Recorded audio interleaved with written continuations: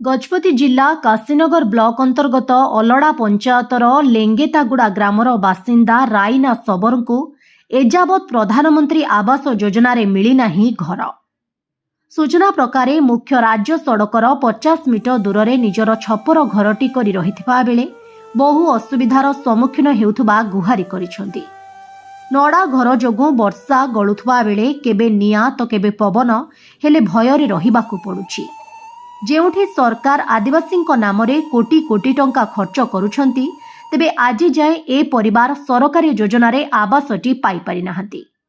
प्रकृत हिताधिकारी को न देई कुजी नेता आ अनावश्यक परिवार को एही योजना रे शामिल करिथबा बेले स्थानीय सरपंच दायित्व रे थिबा अधिकारी एवं काशीनगर गोष्ठी उन्नयन अधिकारी एथिप्रति दृष्टि काहींकी देउनाहांती बोली साधारण रे असंतोष प्रकाश पाइछि।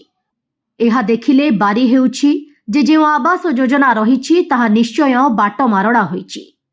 मोर नाम है जस्मिता सबर। को गाँ लेंगतागुड़ा को ब्लॉक काशीनगर मु अष्टम श्रेणी रे पढुछि। कौन असुविधा है? आमे माटी घरे रहउछु पाड़ घर वर्षा आसिले बहुत ये हुए गलुची जाउछि गड़ी जाउछि सेटा पे कलेक्टर को भेटिबा आसीथिलु।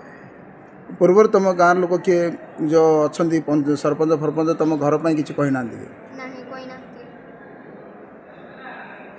तमे वोट दउछ ना देउछु वोट देला बेले को आछंती सरपंच आसुनांती। गजपति जिल्लारू टिकिली मांग रिपोर्ट ओडिशा हाइलाइट समाचार।